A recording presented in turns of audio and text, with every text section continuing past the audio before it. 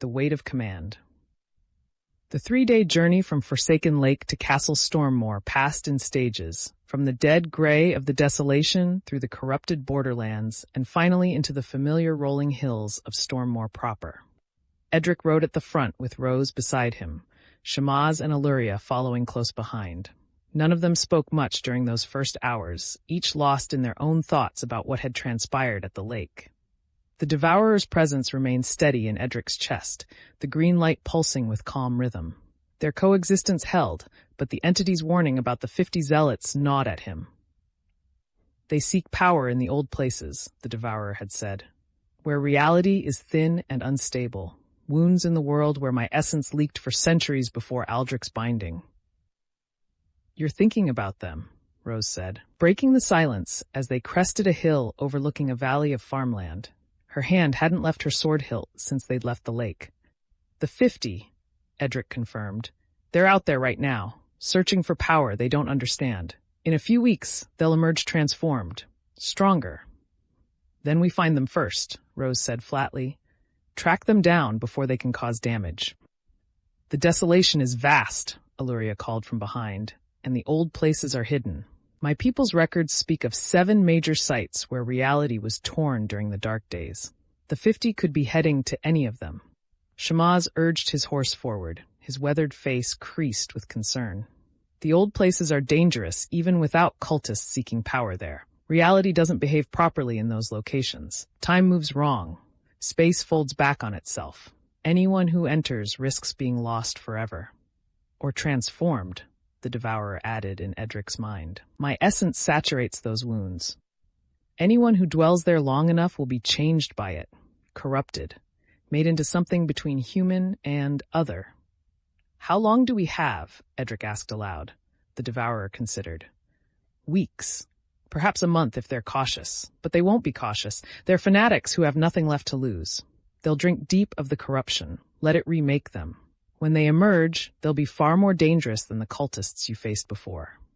We need scouts, Alluria said, her analytical mind already working through the problem.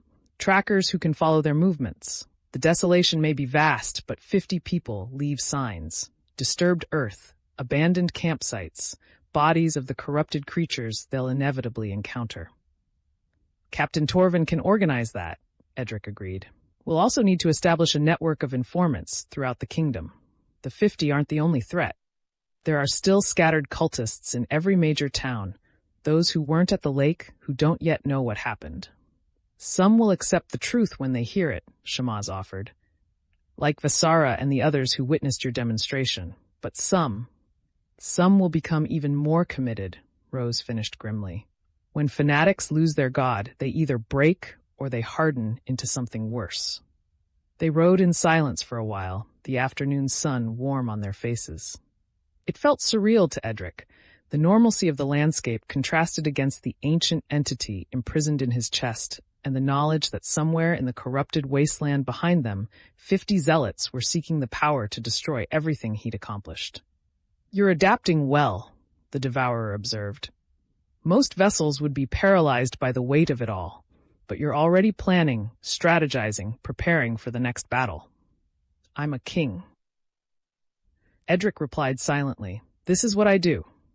Yes, the Devourer agreed, and there was something almost like approval in its tone. You carry the burden without complaint. It's why our coexistence works. You don't waste energy on despair. Edrick didn't respond, but he felt the truth of it. There was no point in dwelling on the impossibility of his situation. He was immortal now, bound to the Devourer for centuries or millennia.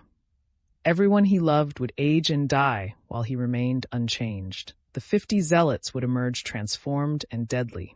More threats would arise.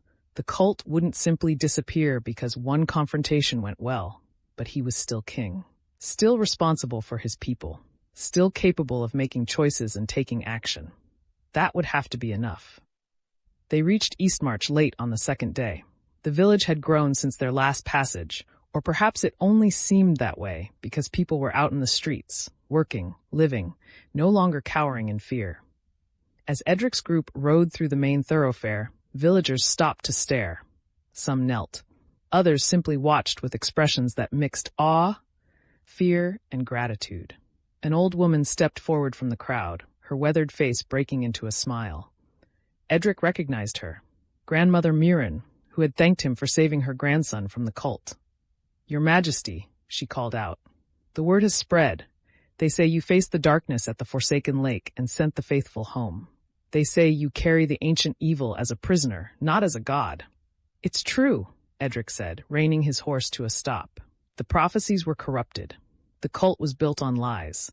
Those who saw the truth are returning to their families." "My grandson came home yesterday," Grandmother Mirren said, tears streaming down her face. "He told me everything. How you stood before them all and shattered their faith with truth. How you proved their God was caged."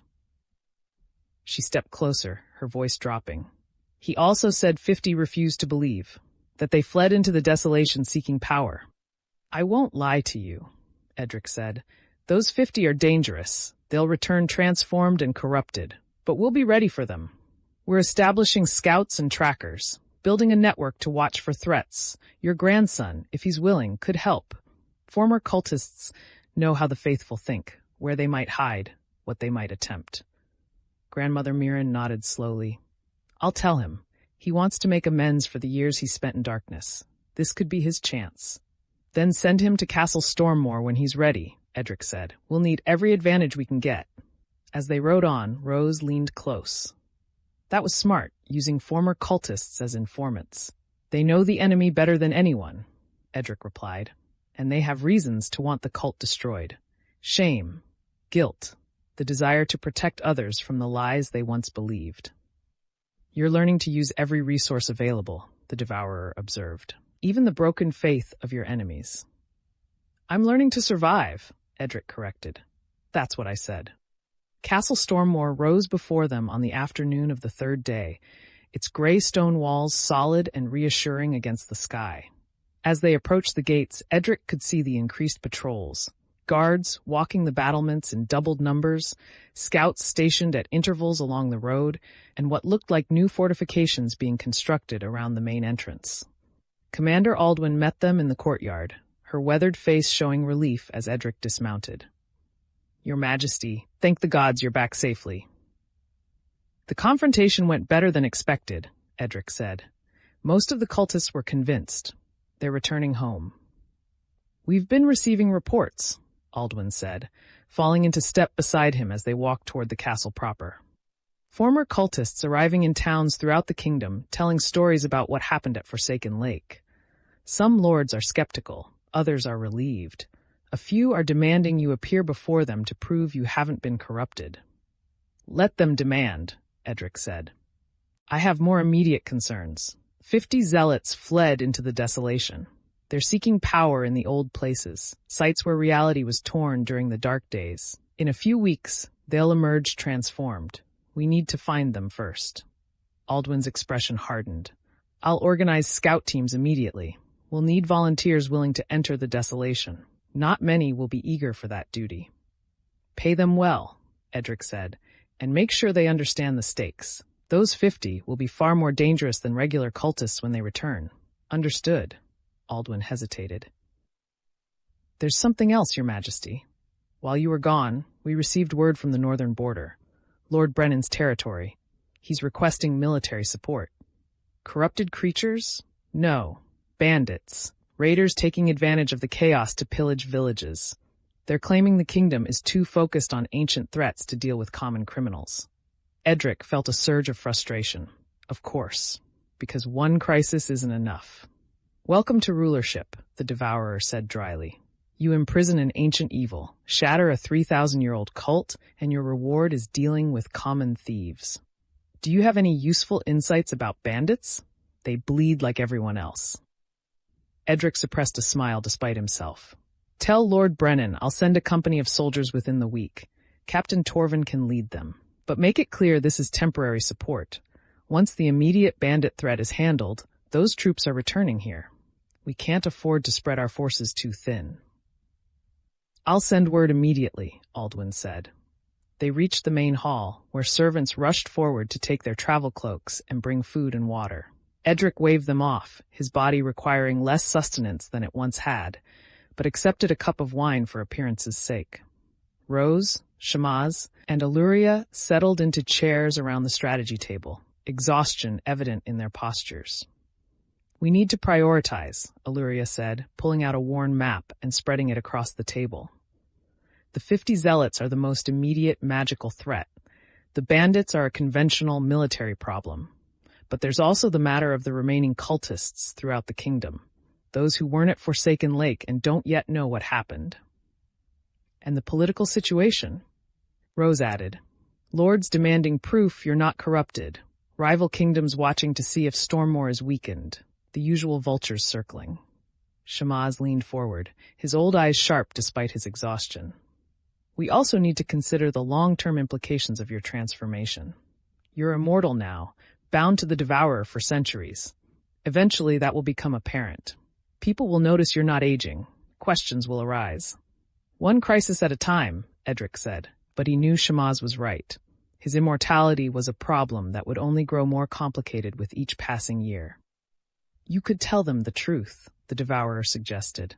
"That you're bound to me, that you'll live as long as I exist within you. And watch them panic? Watch them demand I seal myself away like the vessel who became a living statue? No, some truths are too dangerous to speak aloud. Then you'll lie, pretend to age normally. Use subtle magic to create the illusion of mortality.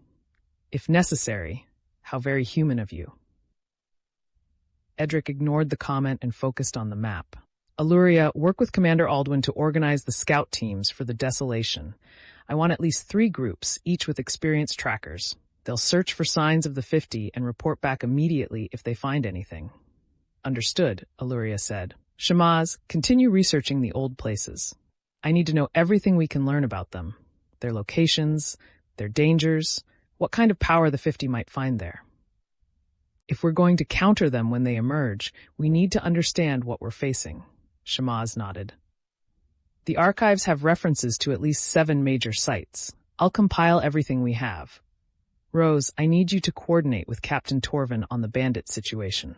Select soldiers for the northern deployment. Make sure they're prepared for conventional combat, not corrupted creatures. This is a different kind of threat." Rose's jaw tightened. "You're sending me away." "I'm giving you a command," Edrick corrected. "Lord Brennan's people are suffering. They need help, and I need someone I trust to handle this properly." "What about you?" Rose demanded. "Who's going to watch you while I'm gone? Make sure the Devourer isn't gaining ground."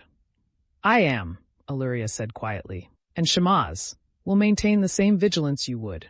Rose looked like she wanted to argue, but finally nodded. "Fine. But if anything changes, if you feel the coexistence slipping, you send word immediately. I don't care if I'm in the middle of a battle. I'll come back." "I will," Edrick promised. "She doesn't trust me," the Devourer observed. "She doesn't trust either of us," Edrick corrected. "She's watching for the moment when our coexistence fails, when you gain the upper hand. And if that moment comes, she'll kill me, as she promised. You accept this remarkably calmly, because I trust her to do what's necessary. That's what love means sometimes, trusting someone to end you if you become a monster." The Devourer fell silent, and Edrick sensed something like contemplation in its presence. That evening, Edrick stood alone on the battlements, watching the sun set over his kingdom. The green light in his chest pulsed steadily, a constant reminder of what he carried. Below, he could see the bustle of castle life, guards changing shifts, servants hurrying between buildings, soldiers training in the yard. Normal life, continuing despite the ancient evil imprisoned in their king's chest. "You did well at the lake," the Devourer said, breaking its long silence. "I wasn't certain the demonstration would work, but you understood them better than I expected. You knew how to break their faith without breaking their spirits." "I've been a king for 10 years, Edrick replied. "I've learned how to read people, how to find the words that reach them. Still, it was impressive. Most vessels would have simply killed them all. Most vessels didn't choose to become prisons. They were possessed, taken against their will. I walked into Old Ravenhold knowing what would happen. That changes the dynamic." "Yes," the Devourer agreed. "It does." They stood together in silence, watching darkness fall across Stormmore. Somewhere in the deep desolation, 50 zealots were seeking the power to destroy this fragile peace. Somewhere in the north, Bandits terrorized innocent villagers. Somewhere in distant courts, rival lords plotted and schemed. But for now, in this moment, Edrick's kingdom was safe. His people were protected. His companions were loyal. It would have to be enough. The war isn't over, the Devourer reminded him. No, Edrick agreed. But we won this battle, and we'll win the next one, and the one after that. For how long? For as long as it takes. The Devourer's presence shifted, something that might have been respect or acceptance or simply acknowledgement. Then we continue. Yes, Edrick said. We continue. Behind him, he heard footsteps. Rose emerged from the stairwell, her expression softer than it had been in days. Can't sleep? She asked. Don't really need to anymore, Edrick admitted. The Devourer's presence changes things. My body requires less rest. Rose moved to stand beside him, her shoulder touching his. That's going to make things complicated eventually. Everything about this situation is complicated. True. She was quiet for a moment. I'm sorry I pushed back earlier. About the northern deployment. You're right that Lord Brennan's people need help. You're afraid to leave me, Edrick finished. Afraid something will happen while you're gone. Yes, I'm afraid too, Edrick admitted. Every day I wonder if this is the day the coexistence breaks. If this is when the Devourer finds a way through my defenses. But I can't let that fear paralyze me. Neither can you. Rose nodded slowly. I'll handle the northern situation. But promise me something. Anything. Promise me you'll keep fighting. That you won't give up. That you won't decide it's easier to just let go. Edrick turned to face her fully. I promise. This is a war I intend to win. Not by destroying the Devourer, but by proving that coexistence is possible, that a human can contain an ancient evil indefinitely. Good, Rose said, because I'm not ready to kill my brother yet. They stood together as night fell completely, two warriors who had survived impossible odds and would face whatever came next. In the back of Edrick's mind, the Devourer observed quietly, its presence steady and contained. For now, their coexistence held. For now, the prison remained intact. But in the deep desolation, in places where reality grew thin and unstable, 50 true believers were drinking deep of ancient corruption. And when they emerged, transformed and terrible, the real test would begin. The war was far from over. Thanks for watching our stories. Don't forget to like and subscribe for more epic adventures. Thanks for watching our stories. Don't forget to like and subscribe for more epic adventures.